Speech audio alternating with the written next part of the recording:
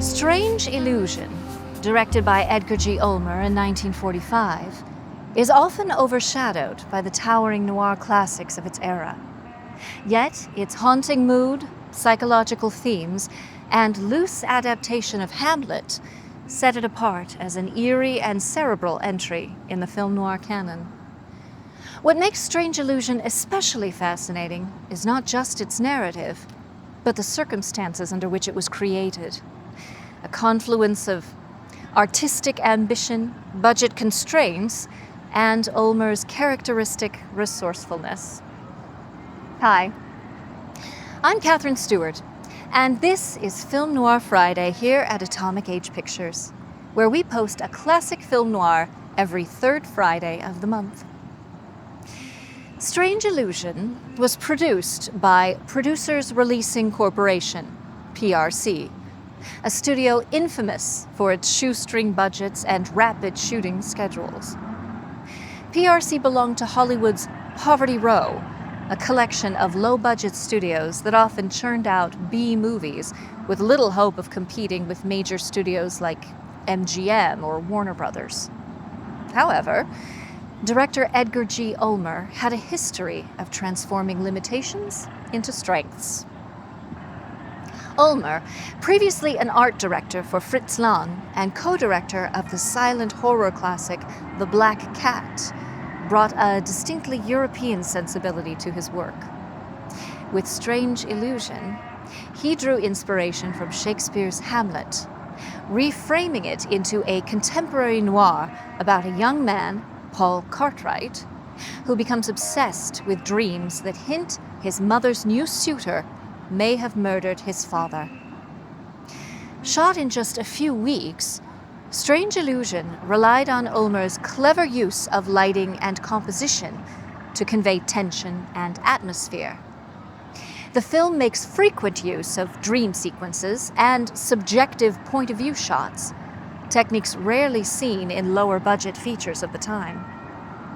These surreal scenes helped emphasize Paul's paranoia and psychological descent, evoking the sense of dreamlike dread that permeates noir. With minimal sets, Ulmer often repurposed existing locations or dressed them simply, using shadows, mirrors, and architectural framing to imply psychological depth. This approach created a moody, claustrophobic tone that served both the story and the limitations of the budget. He often worked without the luxury of a second take, forcing his actors to deliver raw, sometimes uneven performances that, paradoxically, enhanced the film's unsettling vibe. The cast of Strange Illusion was composed largely of contract actors. Jimmy Lydon, known for wholesome roles in earlier teen comedies, was cast against type as Paul. His portrayal of adolescent anxiety and obsession added an unexpected gravitas to the film. Warren William, once a leading man in pre-code dramas, played the suave and sinister Brett Curtis. By the mid-1940s, Williams' career was in decline due to illness and changing industry tastes. But his performance in Strange Illusion remains a compelling reminder of his screen presence. The supporting cast, including Sally Eilers and Regis Toomey, delivered solid performances that elevated the film beyond its production constraints. Strange Illusion did not receive major acclaim upon its release. Like many PRC films, it was largely dismissed by critics and buried beneath the weight of more polished studio productions. However, in later decades, film scholars and noir aficionados began to reassess Ulmer's body of work. The film is now frequently cited as an example of how noir's thematic and visual power could be achieved outside the mainstream. Ulmer's ability to synthesize European expressionism, Shakespearean drama, and pulp suspense in a single 87-minute B-movie has earned Strange Illusion a small but devoted cult following. The story of Strange Illusion is not just about a young man uncovering a deadly secret. It's also a testament to artistic ingenuity under pressure. Edgar G. Ulmer's vision, forged in the low-budget world of PRC, remains a reminder that creativity often thrives not despite of limitations, but because of them. In the shadows of Noir, Strange Illusion casts a spell that is strange and lasting. Before we get started, please like and subscribe, and check out our second channel, Atomic Age Originals, where we post our own original films. And now, we present from 1945, Edgar G. Ulmer's Strange Illusion.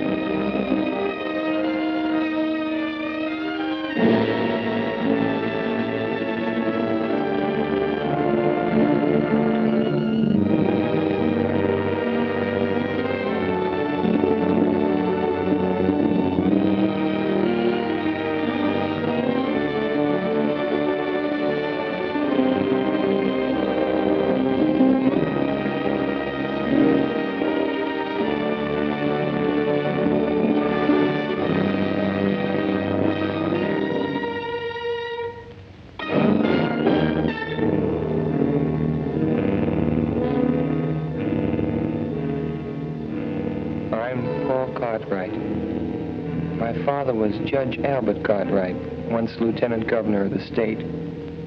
He was killed 2 years ago in a mysterious accident. We were not only father and son, but friends. The shock of his violent death still haunts my mind. My nights are troubled by strange dreams.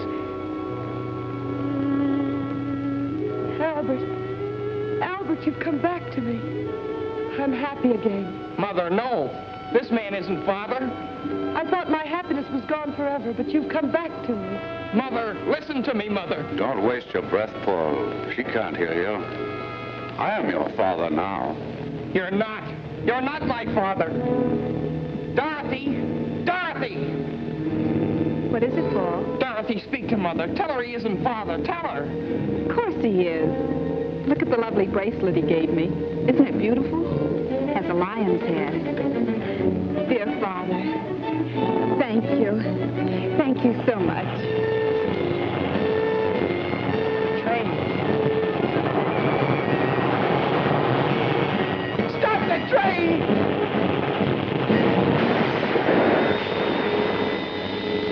Just what I've been waiting for.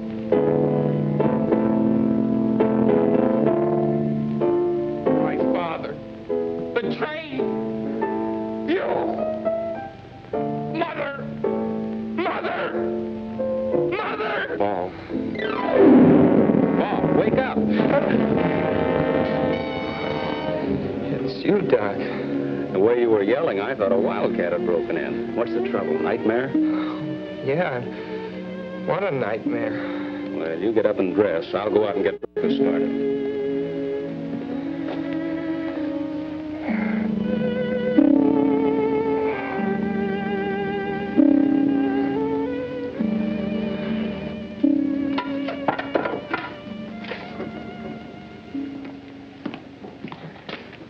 Fall to, Paul. Here's your breakfast.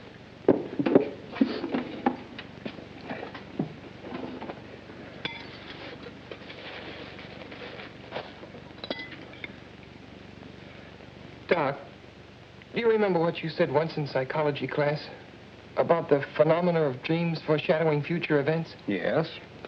But to healthy-minded people, a dream is just a dream. Come on, Paul. There's nothing like an early start for good fishing. Doc, I'd like to go home today. Home? Why, Paul, what's the matter? I'm worried about Mother. Now, look, you're not going to let a dream spoil our outing, are you? Why do you suppose Mother didn't want me home for the holiday? Oh, she probably had some reason. Now, get on with your breakfast. I'd like to tell you about this nightmare I had, Doc. Well, all right, if it'll make you feel better. Let's finish our eggs, and I'll get the tackle, and you can tell me on the way down. Hmm? He said, you have hallucinations. Come with me. I'll take care of you. And he held onto my arm. That was when you woke me up.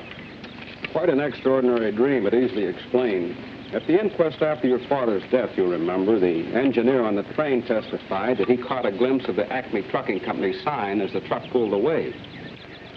Although nothing's been seen of it since, it still remains the only clue to the unsolved mystery.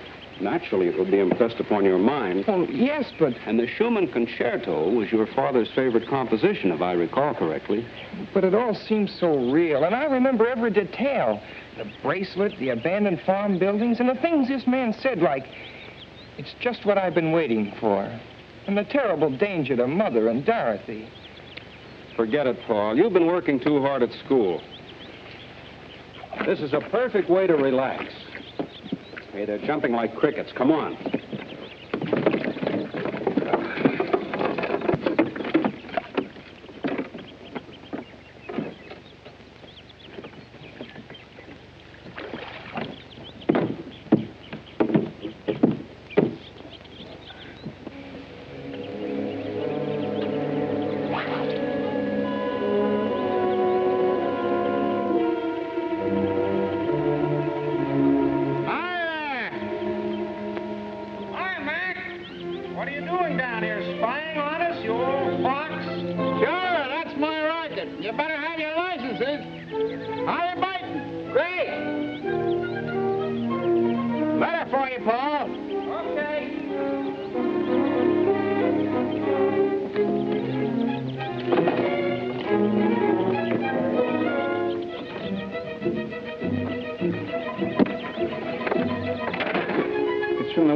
Trust and forwarded up here from the school, and I figured it might be important, so I brought it up to you. Oh, thanks, man. No trouble. If there's any answer, I can mail it for you over in the village. Well, there's no answer. It's a letter from my father. Huh? Say, you're not pulling my leg, are you, Paul? Oh, no, Mac. Dad left a series of letters with the office of his estate. I get one every few months. Well, I'll be doggone. Leave it to the judge to think of something like that. Uncanny smart that man was. Well, you want to read that sort of private.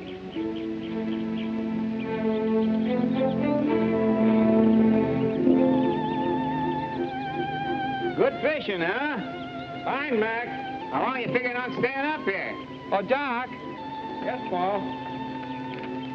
Would you mind coming over a minute, please? Now, so long, boys. Goodbye, Mac. What is it, Paul? I received one of Dad's letters. I'd like to read part of it to you. Go ahead. It will be your responsibility as the man of the family to protect your mother and Dorothy by being constantly vigilant of their associates.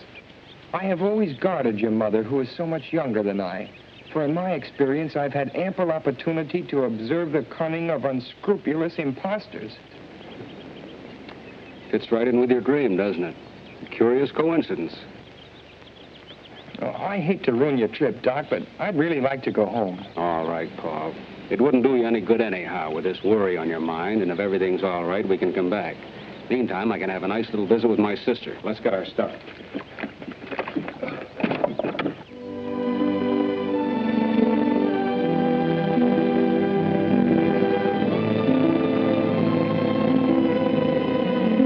Thanks a lot, Doc. You're welcome, Paul. You can reach me at my sister's. Okay. So long, Doc. Hello, Ben. Mr. Paul. Well, this is a surprise. Oh, I got kind of homesick. How's everything, Ben?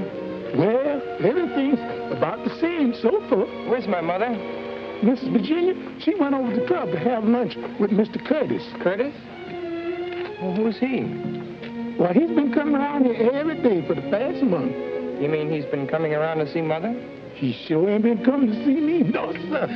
What's he like, Ben? Well, he's a fine-looking man, nice talking, too.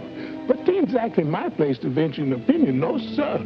You don't like him? Well, you see how it is. Being with the judge so many years, I got to know just what folks he like and don't like. And I kind of suspect this Mr. Curtis wouldn't be on the list, no, sir. I see. But don't you take no preconceived ideas from me, Mr. Paul. Tain't constitutional. Like the judge used to say, to exert undue influence on the bench. No, sir. That's right, Ben. I better take your bag upstairs. Should I run you a bath, sir?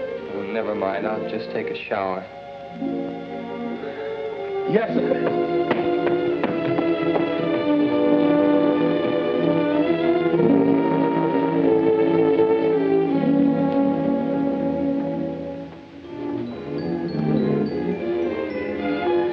Thanks, Ben.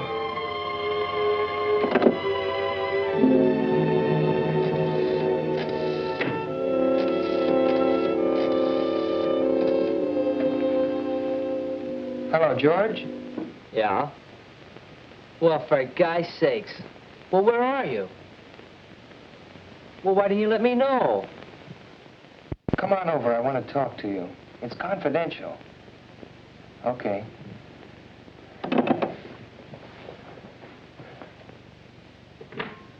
Mr. Paul's home. Paul? What brought him home? Well, he said he got homesick. He's up in his room.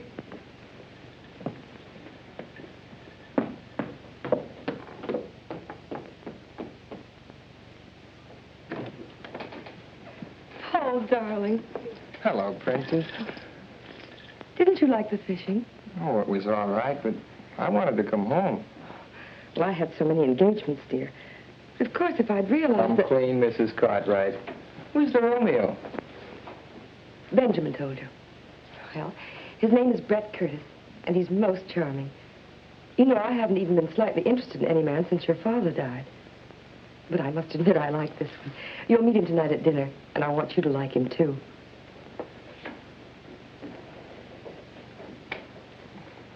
Are you sure he's all right? Of course he is. Everyone finds him fascinating. He's amusing and interesting. He's been everywhere, and he's most attractive. You know, in some ways, he reminds me of your father, except he's younger.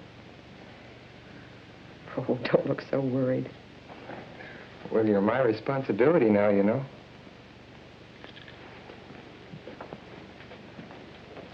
Paul, you know how lonely I've been. Yes, I understand that. Darling, I've got to change. I hope you have a decent suit to wear. I've been bragging about how handsome you are. I'll probably slide down the banister in my pajamas. If you dare. Oh, excuse me, Mrs. Cartwright. Hello, George. How's Lydia? Poorly, ma'am, poorly. But she'll be all right when she finds out Paul's home.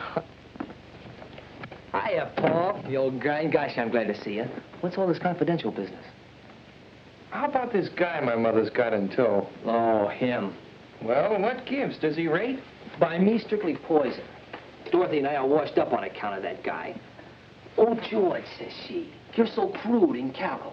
Why can't you be more like Brett, smooth and sophisticated? Women, they get on my nerves. Sounds like a purely personal reaction, George. I'm after facts. Is he solid? Well, all I know is what I hear at keyholes. Mom and Dad say he's a cosmopolitan. But for my dough, he's a first-class... Oh. Hello, sis. Hiya, small fry. Hello. Well, what happened to the fishing trip, Paul? Canceled on account of family affection. What's with this Curtis I've been hearing about? You've been listening to George. You can just ignore it. Brett's positively out of this world, and the princess is mad about him. Yeah, and so am I. Well, at least he has manners, which is more than I can say for some people. Of course, it must be quite a shock to realize that one simply doesn't measure up to civilized standards. See what I mean? You know how we used to get along. Now where am I? Oh, take it easy, George. It may blow over. Nah, she'll never be the same. And I'm too old to change. There he is now. Fred, how are you? For me? Oh, you're too divine, Brett, really. Bring some flowers, a big droop. That. You'll simply turn my head. Turn her head, I'd like to wring her neck. She thinks he's a great wit, but nothing I say is funny anymore.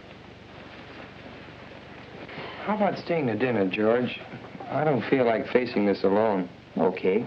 I'll call up home. You'll have to lend me a tie. Oh, sure.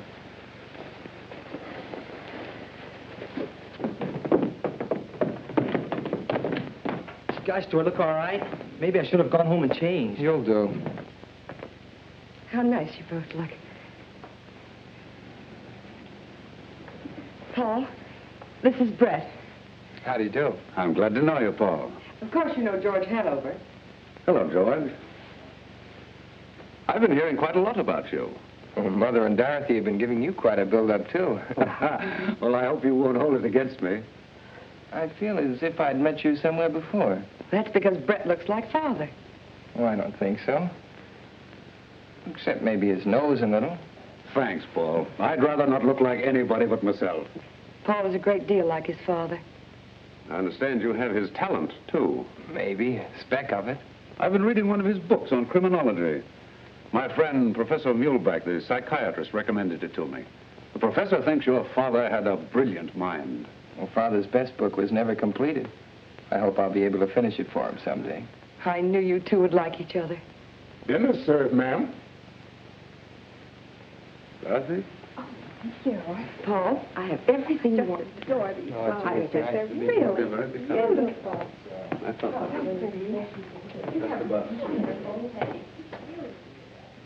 You don't mean to tell me you like him.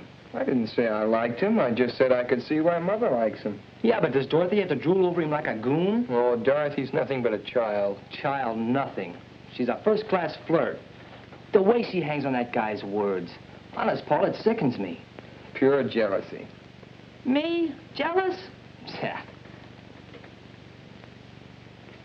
Gosh, that's right. Maybe I am. Paul, look. It was in the box with the corsage Brett gave me. Isn't it beautiful? It's a lion's head from India. Brett has such divine taste. Well, don't you like it? Nice girls aren't supposed to take jewelry from strange men. He's not a strange man.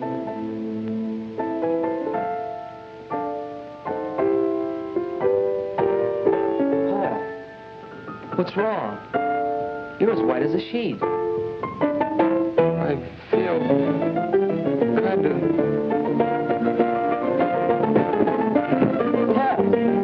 Paul! Gosh, she's fainted. I'll get Mother. Mother! Oh, Martin, What's the matter, Virginia? What happened? I don't know. Dorothy said he simply keeled over. When he came to, he babbled something about a dream and wanting to see you. He seemed all right at dinner time. Let me see him. Feel better? Say, you know, I had an uncle once. He used to get fits. They had to put a spoon in his mouth. Hello, Doc. Well, young man, what's this all about? Darling, what is wrong? Nothing, Mother. If you don't mind, though, I'd like to talk to Dr. Vincent alone. Well, I guess I'll barge along home then. Hope you feel better, chum. Well, I'll be okay. See you tomorrow. Right. You look feverish.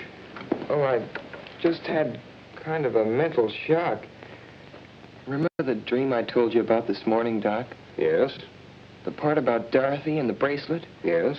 Well, there's a man Mother's seriously interested in, and Who is this man, Paul? Brett Curtis, and he did give Dorothy a bracelet. But, Paul... And it was in a corsage, and there was the music, the same music, the Schumann concerto. This may sound kind of crazy, Doc, but that dream is beginning to happen.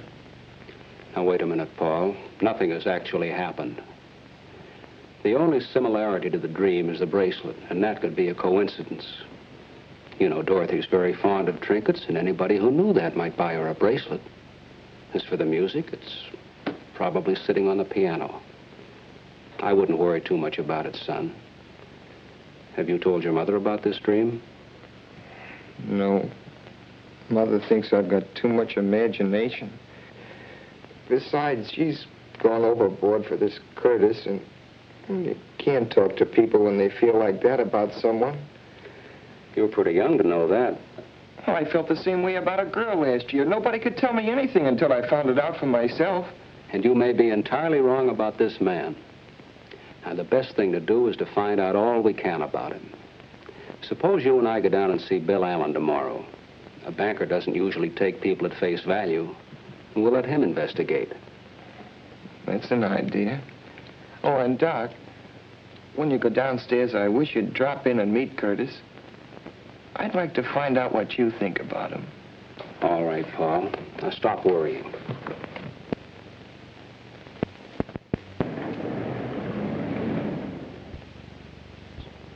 Come on, Paul. Mr. Allen's a busy man. Well, thank you, Mr. Allen. Goodbye, Paul. Goodbye, Bill. Doctor.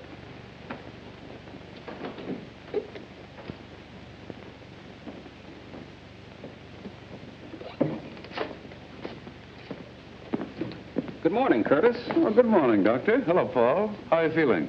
Oh, I'm fine, thanks.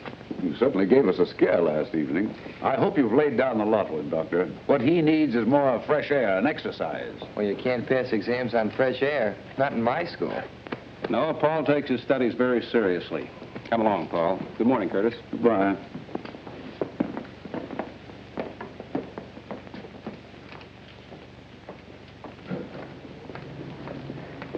You don't suppose he followed us here?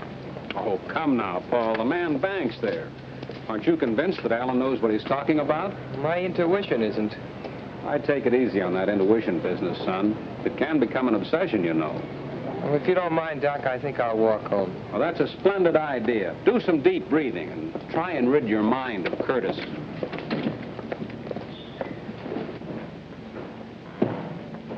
Hi there, Doctor. Going anywhere near the club? I go right by there. Hop in. Oh, thanks. It's a nuisance to find a taxi when you want one. I don't drive myself. That's unusual. I thought everybody drove these days. Well, I was in rather a bad accident when I was a youngster, and it made such an impression on me that I never learned to drive. Where's Paul? Oh, he decided to walk home for the exercise.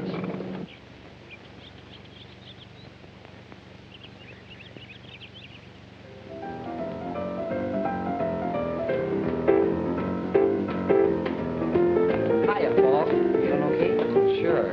What gives? Well, the gang's here, and we're going down to the river to watch a boat race. Kind of thought you'd like to come along. Hello, Lydia. Oh, Cartwright. Well, if you aren't the absolute limit, not letting me know a thing about coming home.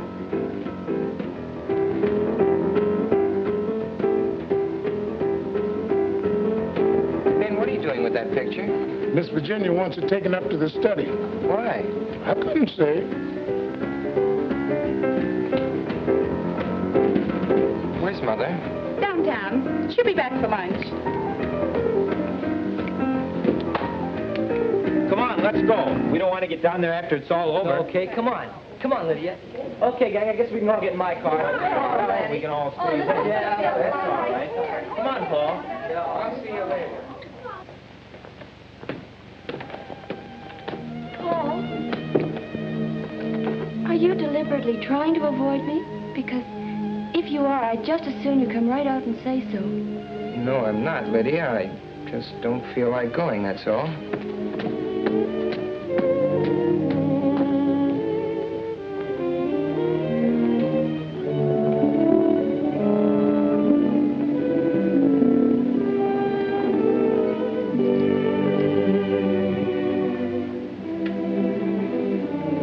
I'm sorry, sir. I sure did hate to move the judge out of his place. Well, maybe this is where he'd rather be, Ben. He spent most of his time up here anyway. Yes, sir.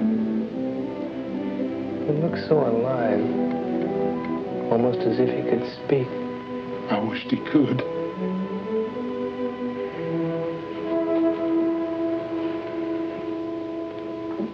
Ben, when is Curtis coming here again?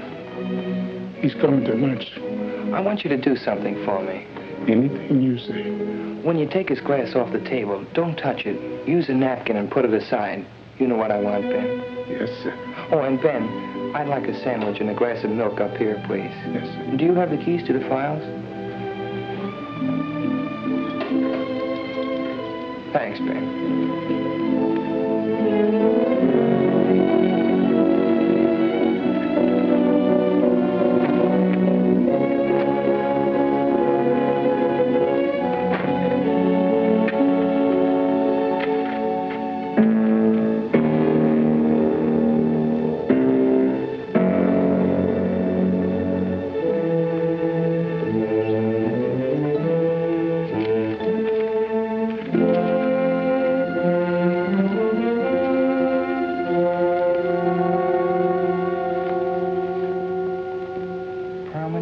unsolved crimes is the record of Claude Barrington, an amazingly clever and dangerous individual.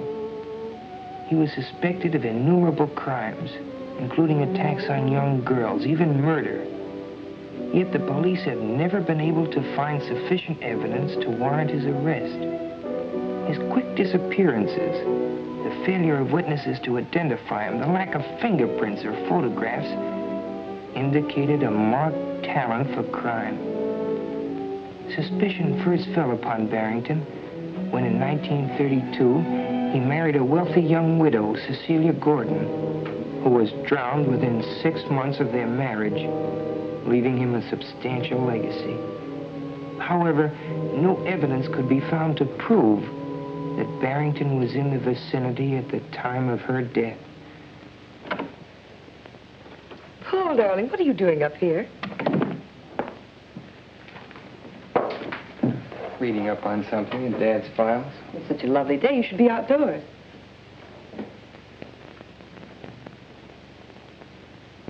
I'm sorry about moving the picture.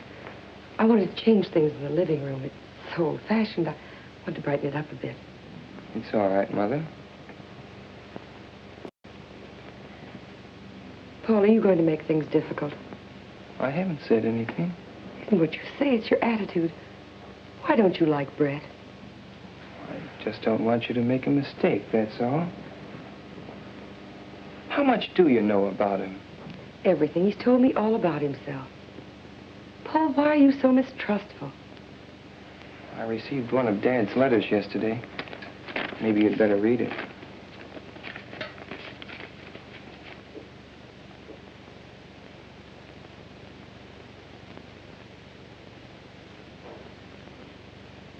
Poor Albert. He saw so much of crime and wickedness, he was bound to become overcautious. Now I understand why you're so anxious, dear. What is it you want to know? Has Curtis ever been married before? No, he's a bachelor. He was going to be married a few years ago, but the girl drowned shortly before the wedding. Brett was terribly broken up about it, of course. She was drowned? It's quite a tragedy. She was so young. Well, Paul, anything else? Where does he get his income? Oh, he owns mines and things. I had Mr. Allen check into all that. You see, I'm not as irresponsible as you think I am.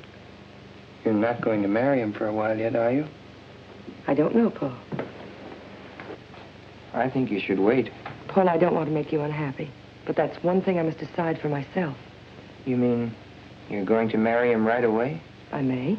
But you can't. You've got to give me time to... Give you time? For what? Well, to get better acquainted with him. Darling, you'll be going off to school soon. Your life will be occupied with other things for years. Paul, try to understand. Try to be fair. Please. For my sake. All right. That's better. You'll be down for lunch? No, Benjamin's bringing my lunch up here. I'll be down later. Maybe you could play some tennis with Brett. He plays an excellent game. If you'd just give him a chance to be himself, you two would probably be the best of friends in no time. I've got to go now. Don't work too hard, darling.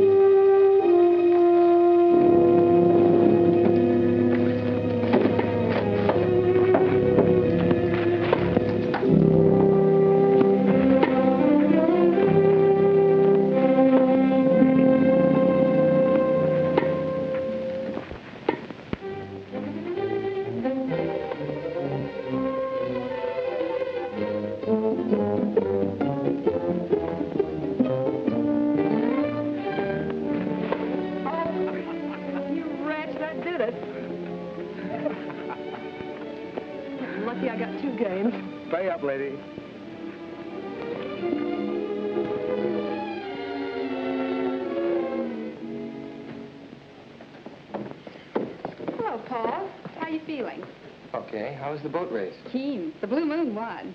You should have come with us, Paul. Lydia's furious. Oh, she'll get over it. I've got too much on my mind. Any lunch left for me, Ben? There's sandwiches and milk in the breakfast room, Miss Dory. Oh, thanks, Ben.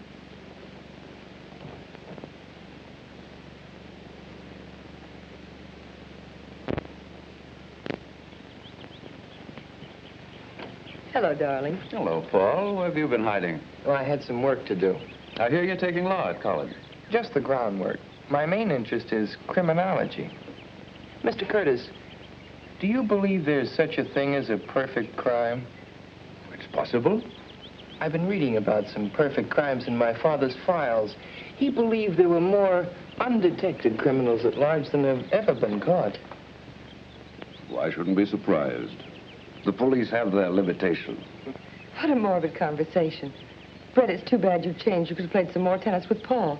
I wouldn't have time, darling. I promised to go up to Middleborough and look at some property for a friend of mine. Oh, Brett, why couldn't we drive you up? The ride would do Paul good. Oh, that's nice of you, Virginia, but it'll take hours to look at tracks, and I'll be talking business. I'll phone you when I get back. I'll walk down to the gate with you. Do, Paul. Goodbye, Brett. See you later, darling. Understand you've traveled a lot. Well, yes, I've always been curious about what was beyond the next horizon. Ever been in Nevada? Yes. Magnificent country it is, too. Makes a man wish he could paint. You'd like it. What's Reno like? Oh, that's indescribable. It's a hodgepodge of Wild West and Wild East. Cowboys, divorcees, mink and mustangs, Jude ranches, and the real thing all shuffled together. I'd like to see some of those old ghost towns. And a real silver mine. Well, I have an interest in several mines. Perhaps we'll take a trip someday. Do you know Colorado? Quite well. Waynfield must seem pretty tame after those places. I've seen pretty much everything worth seeing. I'll be glad to settle down right here. Well, goodbye, Paul. See you tomorrow. I hope we're going to hit it off together. So long.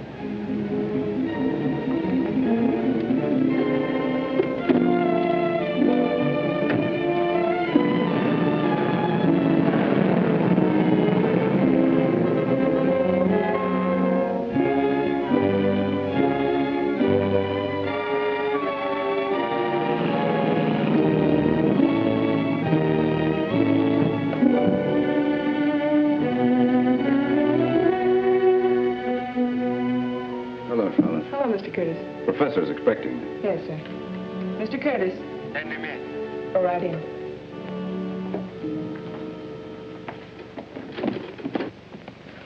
Good afternoon, Professor. Hello, Curtis. Well, how does it go? There's a new development. The boy? Yes, he came home unexpectedly. Hostile? Definitely. A neurotic type. Interested in criminology. He asks a lot of questions. Remarkably intelligent for his age. I have the feeling he knows more than he should.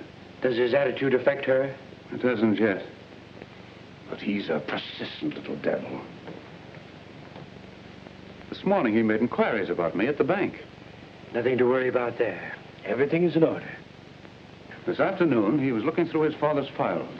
When he came downstairs, he asked me if I believed there was such a thing as a perfect crime. You'll bear watching. Has she accepted you? She hasn't yet, but she will. What's the girl's attitude? Oh, Dorothy. A complete conquest. A little beauty, too. Be careful. I warned you before. That weakness of yours will ruin all our plans. Don't worry. Nothing will ruin our plans. I waited a long time to get back at Cartwright. I'll make them pay for his meddling interference if it's the last thing I do. You'll do as I tell you.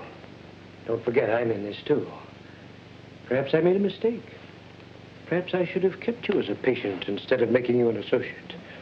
Don't forget, I'm concerned with the financial outcome in this case, not your personal revenge. You have nothing to complain of. Everything's working out. The boy is the first hitch. He sounds like a subject for mental analysis. You might suggest it to the mother. Sometimes these cases destroy themselves. The important thing is to get the wedding over with as quickly as possible. When you are legally in possession, we can take care of him here. Funny, that thought was in my mind, too. But why wait till I'm in possession? As her husband, you would be in a position to comfort her. As her fiancé, such a tragedy might cause a revulsion against you. That's true. Therefore, you must lose no time. The stakes are high, and there's constant danger if the boy is following the Barrington trail. Barrington is legally dead. Fortunately, so is the judge. However, fools and children sometimes stumble upon details which even the most careful strategist has overlooked. I had better meet the lady as soon as possible. Meanwhile, you must impress her with my professional distinction. Understand? Perfectly. Now, be careful. If you can't accomplish this within the week, our relationship shall revert to that of doctor and patient. I'm spending the weekend with them. I'll have her consent before Monday.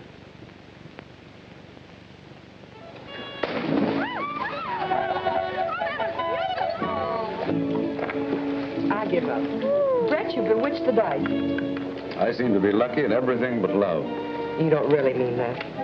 Virginia, why do you keep putting me off? You promised me you'd give me time to think it over. You know how much I care for you. We've both been lonely. Why should we put off the happiness of being together? Brett, the water's wonderful.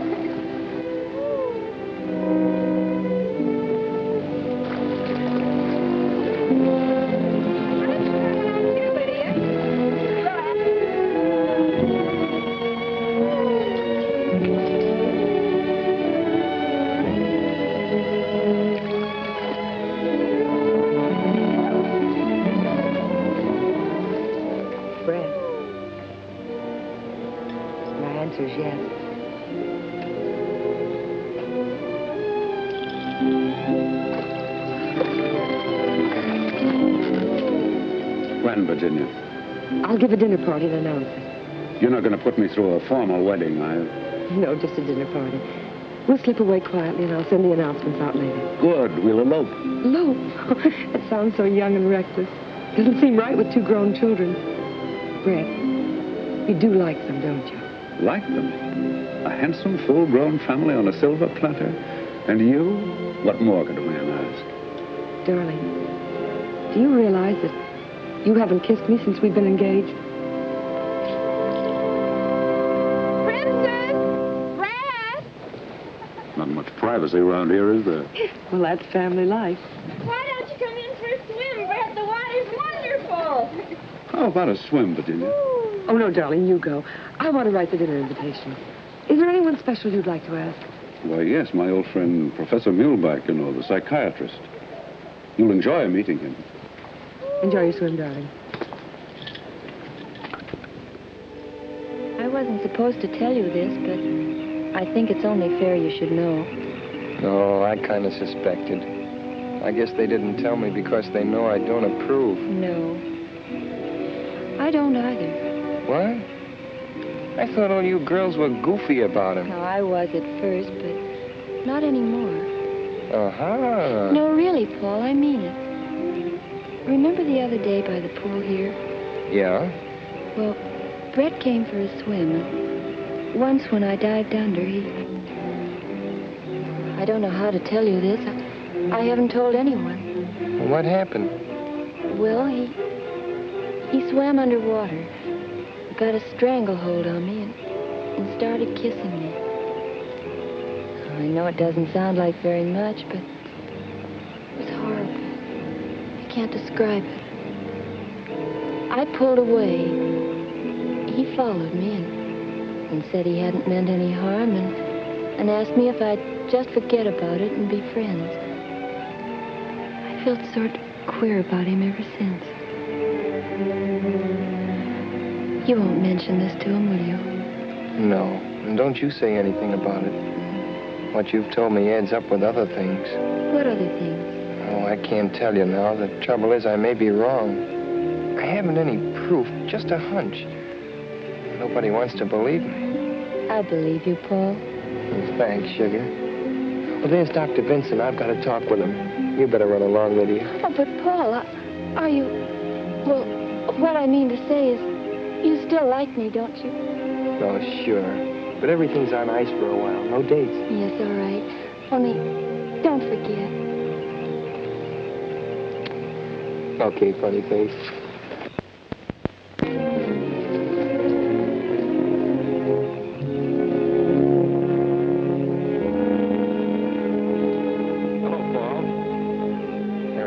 their engagement. I suspected as much.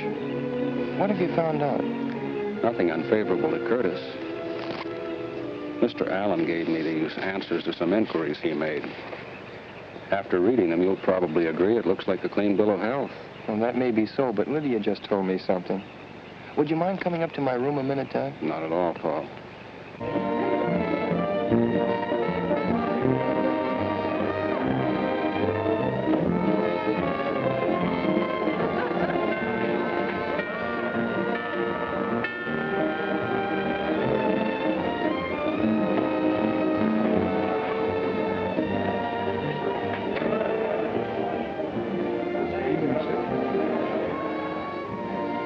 Good evening, Professor. I'm glad to see you. Good evening, Curtis. Well, I was afraid you wouldn't get here. You know how it is, always something at the last minute. Of course. Virginia, this is Professor Mulebach. Mrs. Cartwright. How do you do, Professor Mulebach? I'm honored, madame. It was most gracious of you to invite me. Brett told me so much about you, I was anxious to meet you. Oh, thank you, madame. A happy occasion, this, eh? Curtis is a lucky fellow. Come in. Come in, Professor. Thank you. Now I'll show you something in the Barrington record that ties in with what Lydia told me. That's funny. This drawer was locked. It's been opened. Maybe you just thought you locked it. No, I'm sure I locked it yesterday. I haven't opened it since. Curtis was here, too. May I come in, or is this a private huddle? Hello, Doctor. Hello, Dorothy. The princess wants you in the drawing room. There's a big psycho something or other that she wants you to meet. Friend of Brett's. You too, Paul. Oh, I don't want to go down. But, Paul, you must. You can't spoil Mother's party. That's right, Paul. Come along. We can talk later.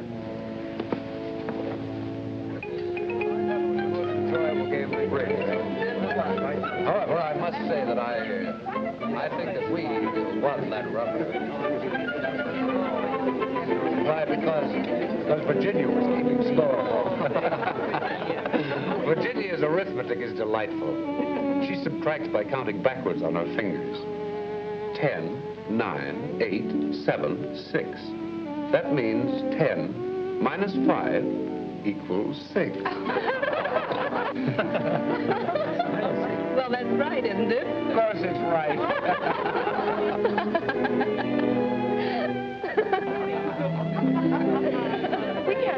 We had a perfect score. Well, tell me about psychiatry, Professor. It must be very interesting. I'd love to be psychoanalyzed sometime. I'd be delighted to do it. Anytime you say. Now, look. I want you to behave so naturally. Miss Cartwright. Benjamin, Mr. Curtis will call.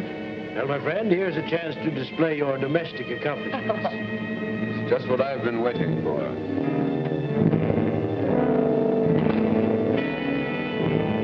It's just what I've been waiting for.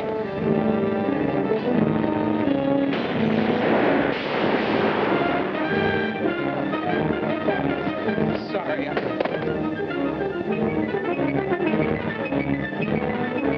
don't feel well.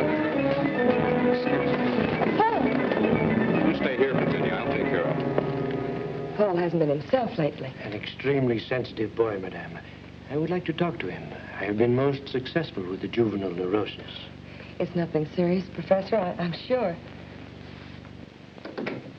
Paul, what is it now? Words in my dream. Curtis said, "It's just what I've been waiting for." When he said that, I could hear the train coming and then the crash. Gosh, Doc, it's spooky. It's got me. You've got to pull yourself together, Paul. Now, let's look at this thing realistically. I understand Bill Allen's going to announce the engagement. He's known your mother all her life. Do you think he'd sanction a match if he weren't sure of Curtis? I can't figure it out. Maybe I'm going wacky, Doc, but I could swear he's Barrington. Barrington's dead, Paul. I don't believe he is. But it's too fantastic.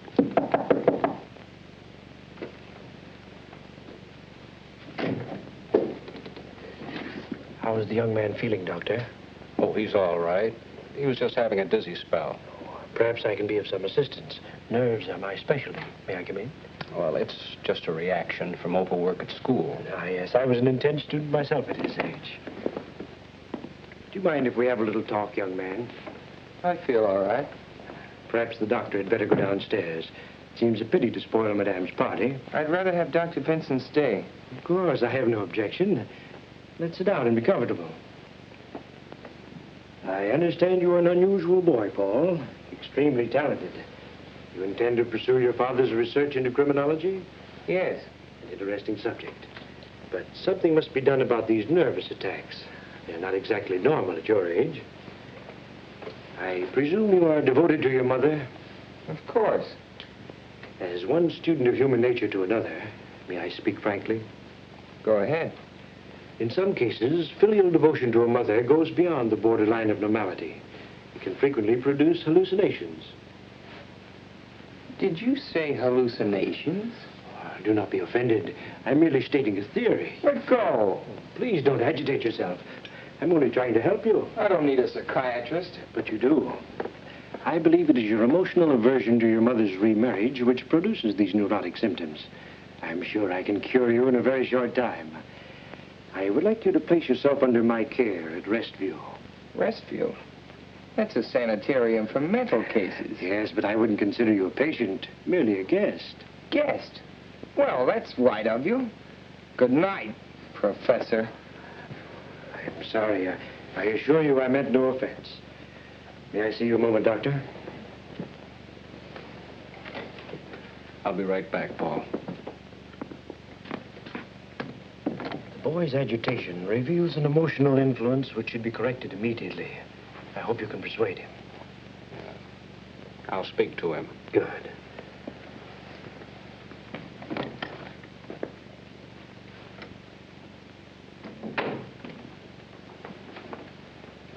Well? The same words as your dream, weren't they? It's extraordinary.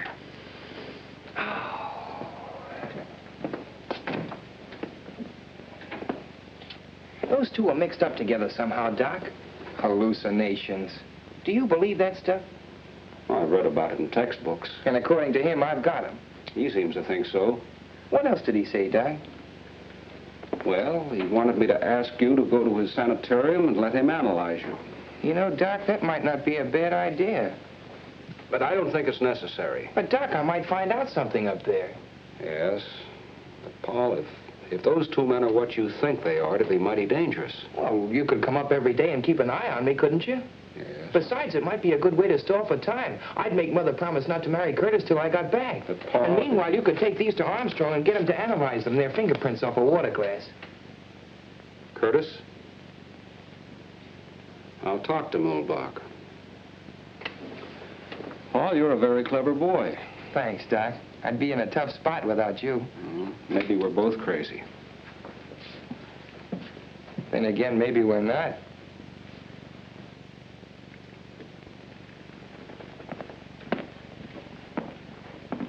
It's a lovely room, isn't it, Paul? Very nice. I hope you'll find it comfortable.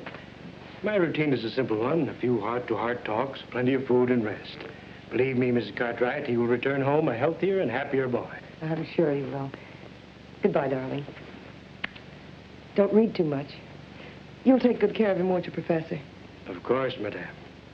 I'll drop in tomorrow and see how he's getting along. Please do, Doctor. I'm always happy to have the cooperation of my colleagues. Goodbye, Paul. I'll see you tomorrow. Goodbye, Doc. Bye, Princess. Goodbye, darling. I'll see you later.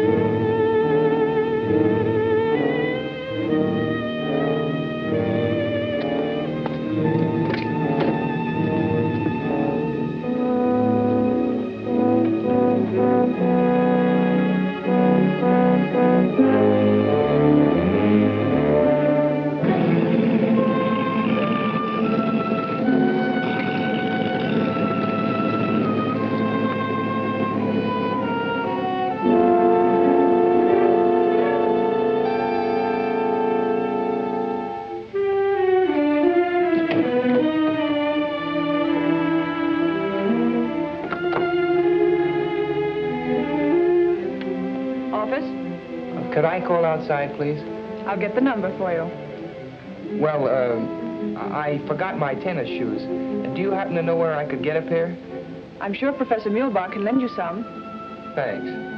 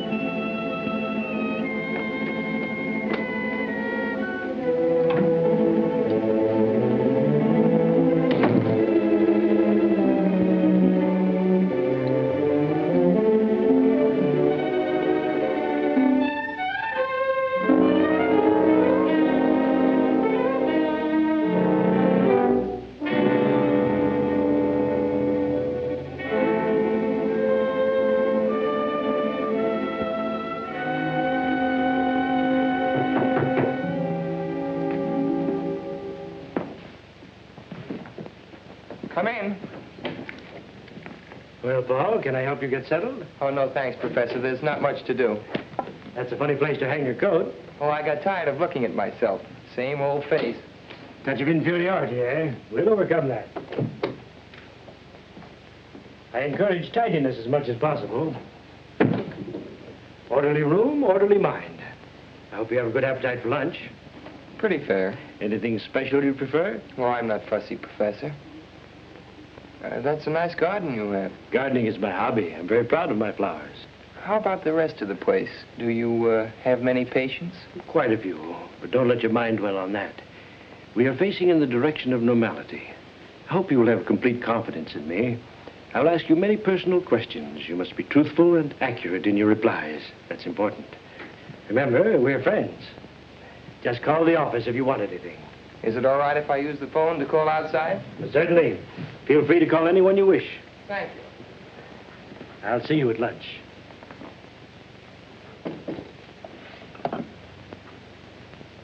I'd like to get Waynfield 1531, please.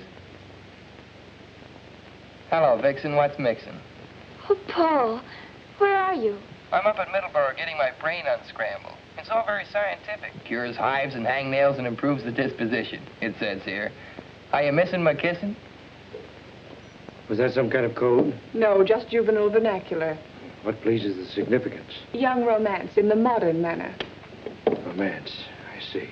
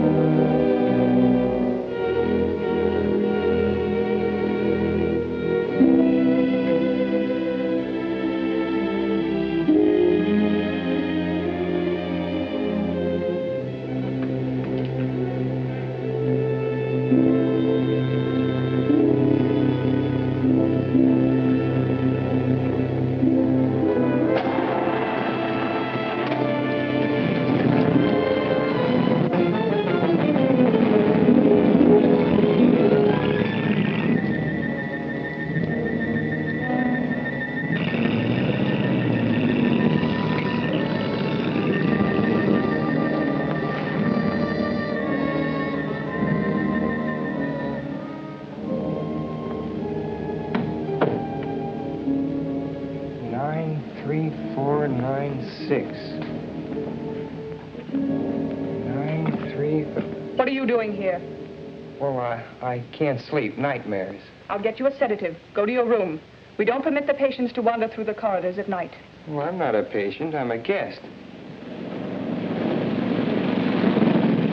I must admit the boy puzzles me. I can learn nothing from him except that he suspects you. I'm sure he knows you're Barrington.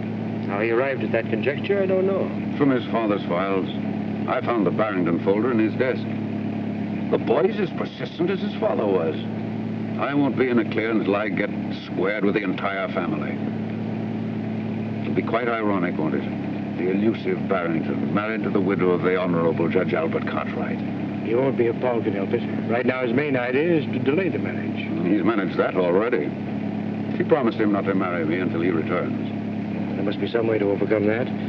Find some pretext to leave town, then persuade her to join you. You should have sufficient influence to overcome her promise to the boy. I will detain him here as long as possible.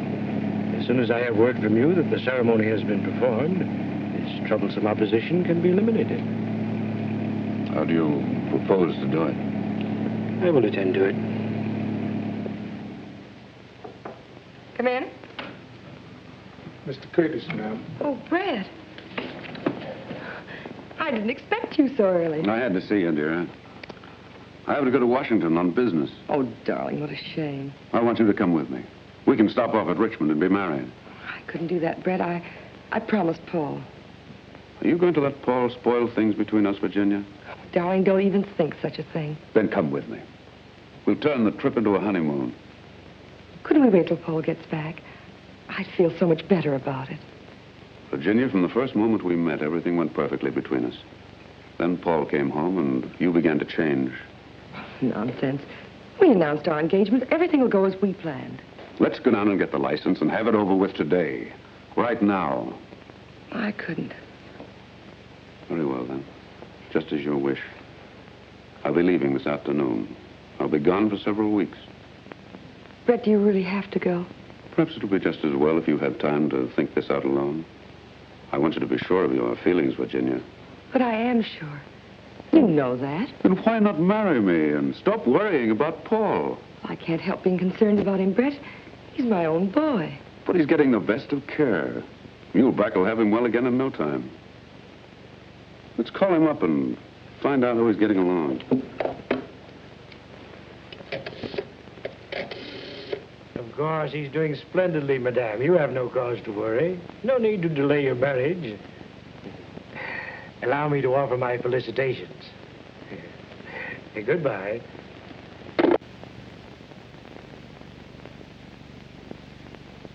How long will it take you to check some fingerprints? Whose are they? Curtis. Paul got them. He asked me to turn them over to you. He's a chip off the old block, all right. The judge hung on like a bulldog whenever he got his teeth into anything. That's right. I'll have these checked just to prove there's nothing to it. Let me see. Where does Curtis hail from? Oh, he's lived in Oregon, Nevada, Colorado, California. California's good. They get thumbprints on driver's licenses. Curtis says he doesn't drive. Well, we won't take his word for that. Check those with Washington, Tom, and try the California License Bureau. Okay, Chief. So long, Doc. I'll let you know, Doctor, if anything develops. Goodbye, Mr. Armstrong. Thank you.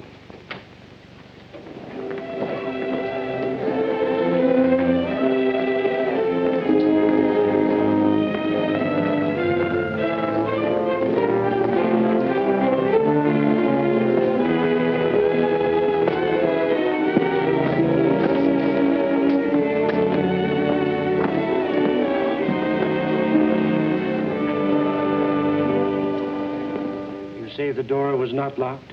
Why should it be? Sometimes we lock doors as a precaution against somnambulism. Miss Farber notes here that you complained of having a nightmare. Can you tell me about it? Only that something dangerous was going to happen. You have such dreams often? Yes. Can you remember anything definite about them? The train, my father's death. I dream of that often. I understand, of course. Shocking accident. It preys on your mind. It wasn't an accident, Professor. It was murder. That was never proven. You have some theories on the subject? Yes. Indeed. I should be interested in hearing them. Well, I'd rather not talk about them now, Professor. It gives me a headache. Very well, Paul. Now, what would you like to do by way of diversion? Oh, I see you have some binoculars. They must be good ones. They are excellent. Would you like to examine them? Could I? Of course. Go right ahead.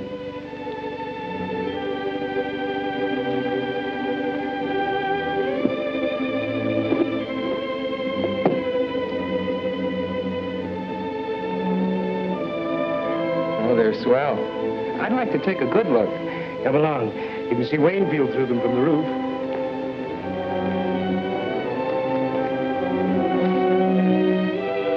There's the county seat down there. From here, you can see Waynfield.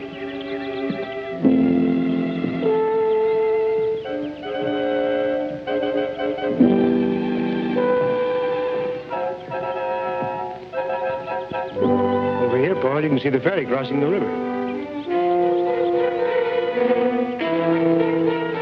What's that building down there? Just an abandoned farm. Over this way, Paul. See the ferry? You can almost distinguish the people's faces on the deck.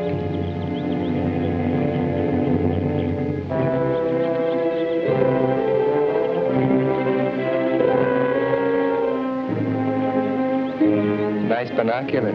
Yes, they are. Well, there's Dr. Vincent. We better go down. Yes. Would you mind going to your room? I'd like to have a talk with the doctor. Then I shall send him to you.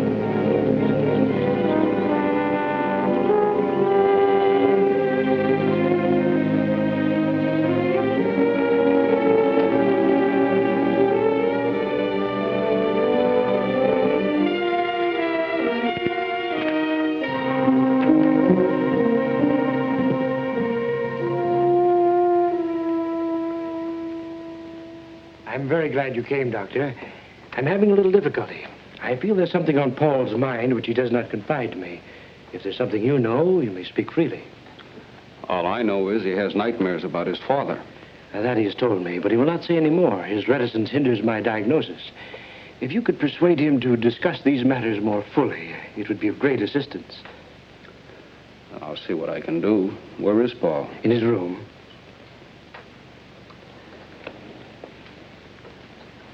Show Dr. Vincent to Cartwright's room, please. Thank you.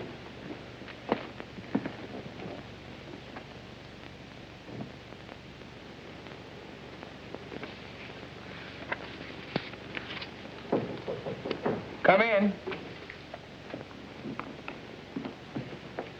Hello, Doc. How are you, Paul? Sure glad to see you. How's Mother? Oh, a little worried about you. Otherwise, all right. I saw her this morning. Well, Professor Muehlbach's a good host. I'm enjoying it here. That's fine. Oh, look, Doc, I found something in Plato I'd like to show you.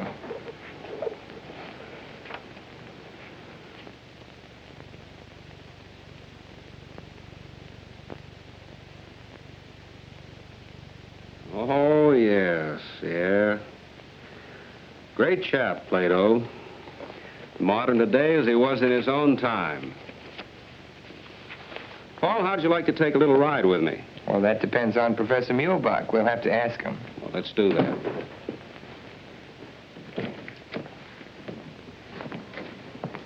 Well, how do you find your patient, Doctor? He looks rested, but I'd like to take him for a drive in the fresh air so he won't feel shut in here. That is, if you have no objections. Not at all.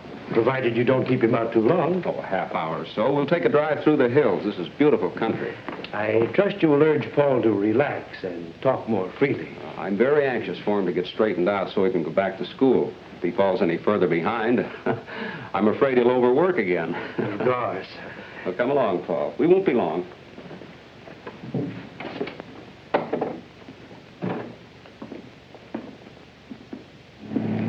That was luck. I didn't think he'd let me go. He couldn't very well refuse. I saw Armstrong. He's having the prints checked. And Paul, while I was at the city hall, I saw your mother and Curtis go into the marriage license bureau. But, Doc, she promised me. I know how you feel. It hasn't been easy for me to accept this situation either. Maybe you won't have to. What do you mean? There's an abandoned farm building near here, exactly like in my dream. I saw it from the roof. Paul, one ramshackle old building looks much like another. Maybe. But something very strange happened on that roof this afternoon. I had a feeling that Muehlbach was going to shove me off when you drove up. Are you sure you're not just imagining these things, Paul? Sure, I'm sure. And I'll tell you something else, too. Curtis drove himself up here last night. Curtis driving? That's strange. He told me he couldn't drive. I know. That's why I got the license number. I thought maybe you could find out who owns the car.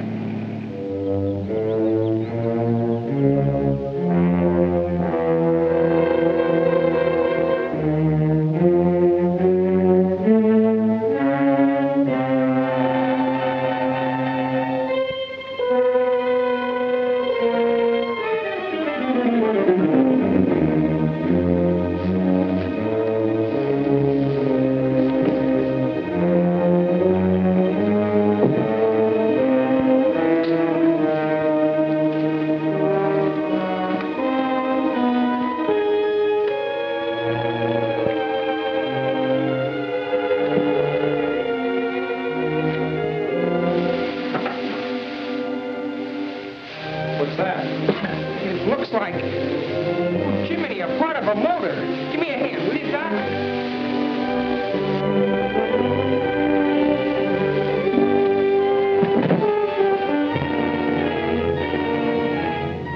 Paul, that's the sign from the truck.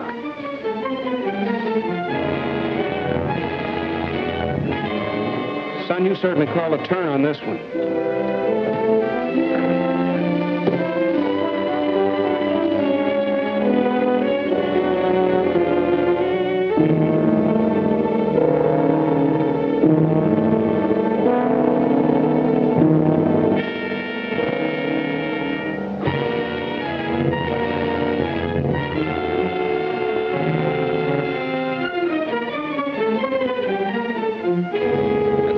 Certainly be an eye-opener to Armstrong. We'd better take it right over to his office. You'd better. I'll have to go back or Muehlbach will get suspicious. You better stop here, Doc. I'll walk the rest of the way. No use taking any chances with that evidence.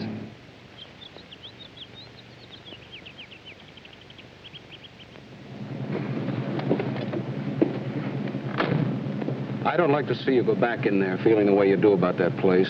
Oh, I'll be all right. I've got to go in and stall for time. If things get too hot, I'll phone Lydia and say I'm lonesome. That'll mean get here quick. All right, Paul, but take it easy. I'd better go home and clean up a bit, then I'll go right over to Armstrong. So long, Doc. Darling, don't be angry. Surely one day doesn't make that much difference. I've promised Dr. Stone he could marry us. You wouldn't want me to hurt his feelings, would you? Why can't we go over there now? Why wait? We can spend tonight and tomorrow at the lake and then go on to Washington. After all, I must think of that contract, Virginia. Even a man in love has to think of business. All right. I'll call Dr. Stone, see if he can't find some time free. He ought to be able to work us in somewhere. A ceremony doesn't take long. Do you want me to call him? No, I'll do it.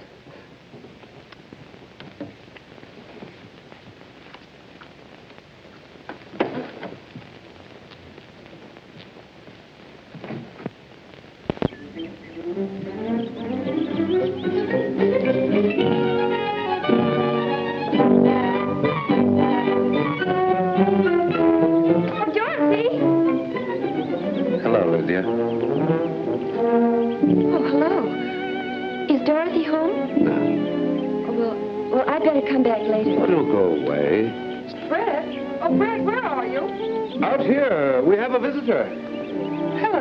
Hello, Mrs. Cartwright. Well, goodbye. That's strange. What on earth happened? Nothing. She just came looking for Dorothy. What did Dr. Stone say? Dr. Stone? Oh, yes. He's busy all day today and this evening. But I made an appointment for noon tomorrow. Oh, good. Now, where shall we go to celebrate? Why not go to that little inn where we first had dinner together? Brett, I'd rather not go out tonight. I've got packing to do and a few letters to write. I'll just have dinner on a tray in my room with Dorothy and tell her the news. She goes back to school on Monday, and I won't have another chance to see her. I hope I may look forward to your exclusive attention on our honeymoon, Mrs. Curtis. Well, you shouldn't call me that, not yet. It's very unlucky, you know. With all the luck I have, I can afford to be reckless. I'll phone you later, darling.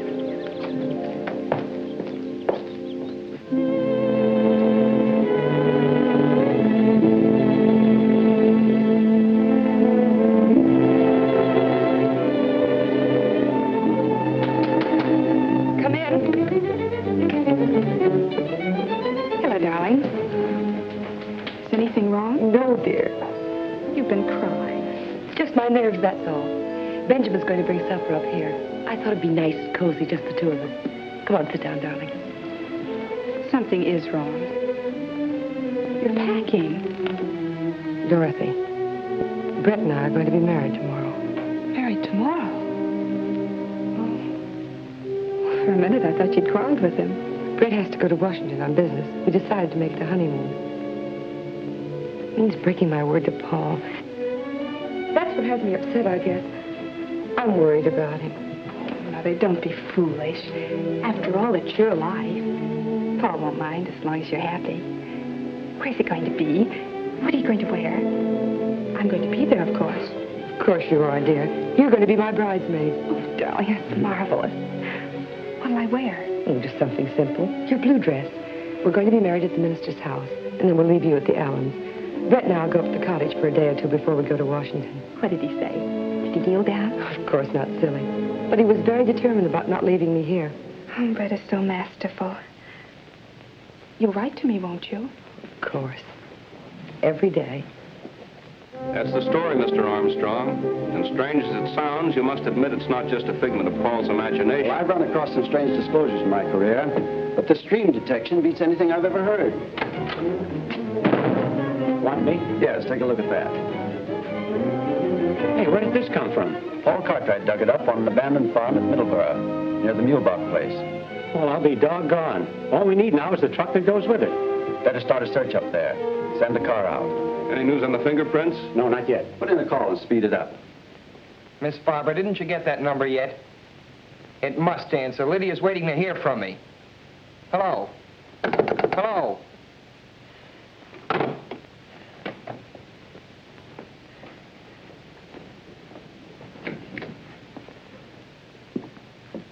What do you mean by disconnecting the phone when I'm trying to get a call through? I want you to be absolutely quiet. You are agitated. I was afraid your outing today would be too much for you. I'm getting out of this place, but quick. Not in your present condition, my boy. You are hysterical. I couldn't possibly allow you to leave in such a state. Allow me? You don't think you can keep me here if I want to go, do you? I'm afraid that may be necessary. You seem to be forgetting that I'm a guest. All my patients are guests. Sit down, my dear boy, and calm yourself. Tell me, what has upset you? Was it something you found at that farm where you went this afternoon? You followed us. I observed you from the roof with the binoculars. All right, since you know so much. We found the truck that killed my father. The police ought to have the evidence by now, and I know you and Curtis were mixed up in it. Again, you were having hallucinations.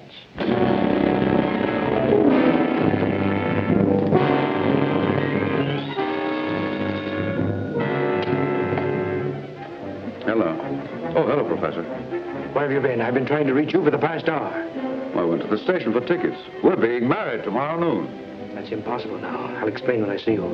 Meet me in half an hour at the east end of the golf course. I'll be there.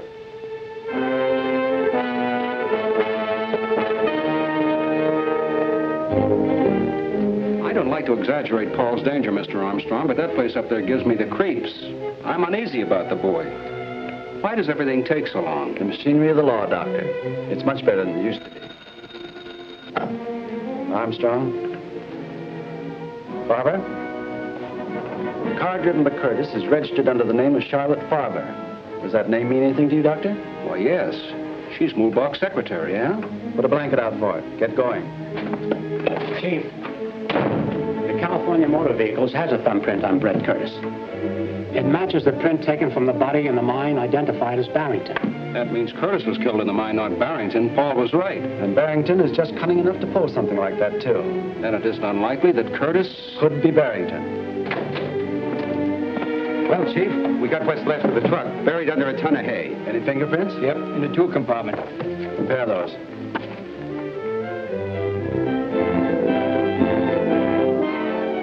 They match all right. They match the Curtis prints Paul got from the water glass. Well, are you satisfied? Go to the country club. Pick up Brett Curtis. Suspicion of murder. Cartwright case. Right, We've got to get to that boy, Armstrong. Mulebach and Curtis are working together, and there's no telling what may have happened to him by this time. Get me the Mulebach place at Middleburg. Now, don't worry, Doctor. We'll find out in a few minutes.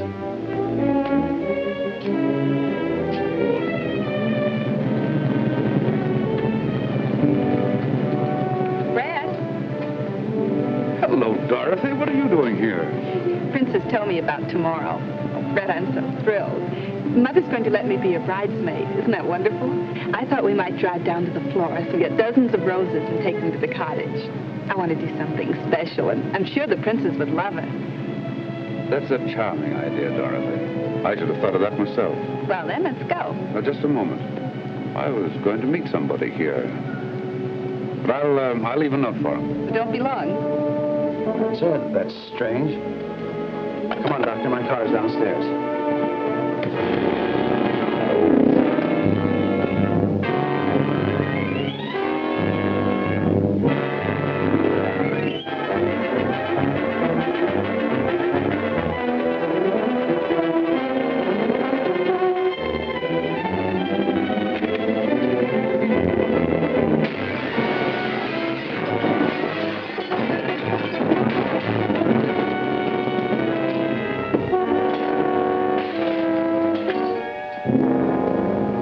Professor Muehlberg? Yes? Mr. Curtis asked me to give this to you. Thank you.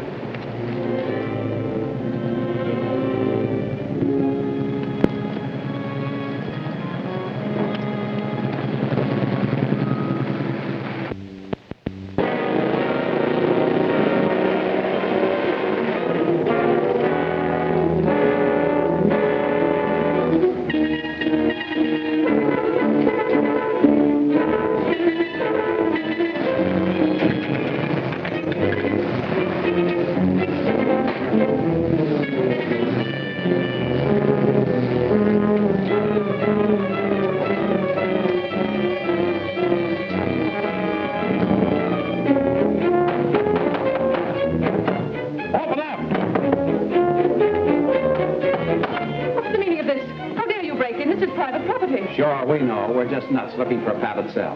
Where's the Cartwright boys? I know nothing. I'm just an employee here. Well, we'll just have to go around breaking down doors. You have no right to search this place. You have no warrant.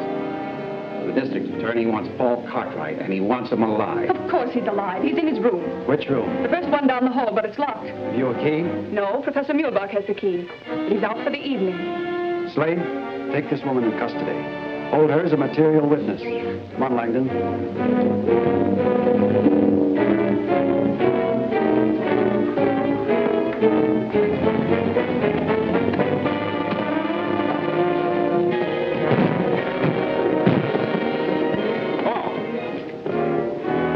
Too late. I'm not so sure. Look at this.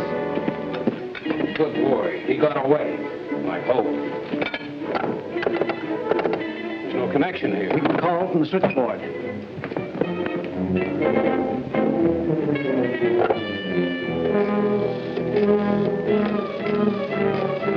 Calling his home?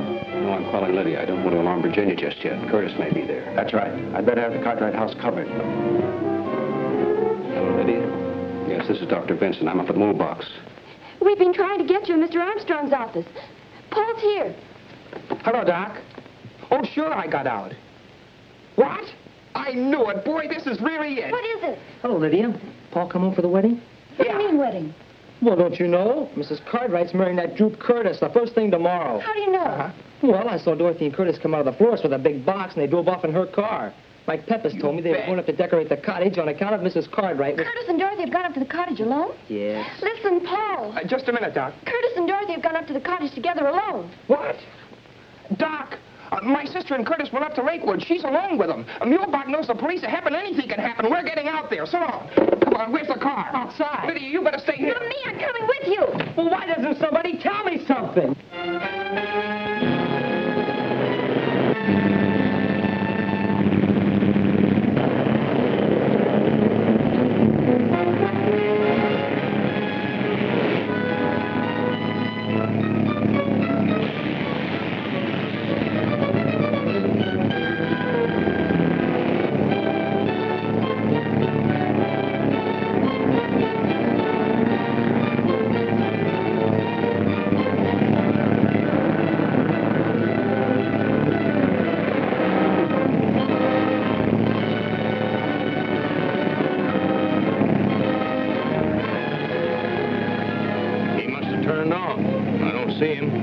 Better backtrack.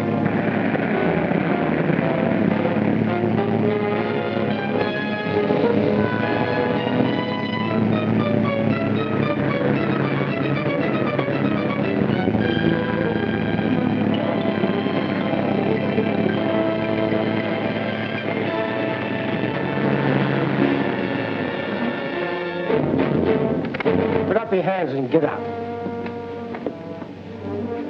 What's the meaning of this? You're under arrest. This is an outrage. You must be mistaking me for someone else. Come along. Get it. Of course, the princess will arrange them all over again. She can make flowers look as if they just grew out of a vase. Well, we better be starting back, Brett. What about a ride in the launch? It's perfect out on the lake. There are a million stars floating on the water, and the crescent moon looks like something out of Omar Khayyam. Brett, you are the most romantic person. Most men around here never even heard of Omar Khayyam. If they did, they think he's a Turkish wrestler or something. Mother's really lucky. I'm glad you think so. Why are you looking at me like that?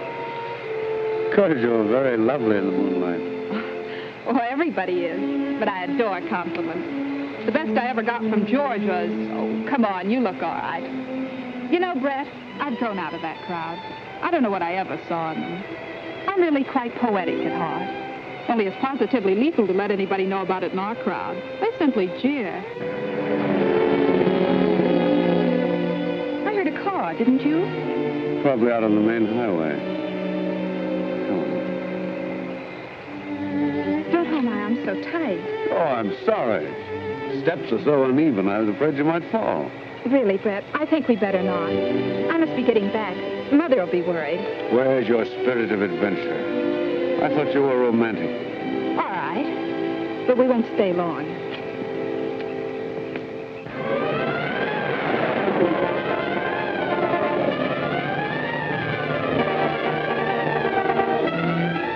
They're here, all right. There's no lights on in the house.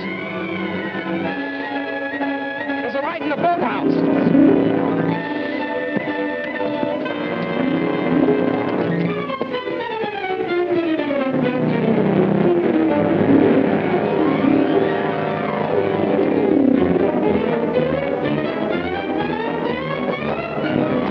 They're in here. Come on, eat. All right, Barrington. You meddling fool.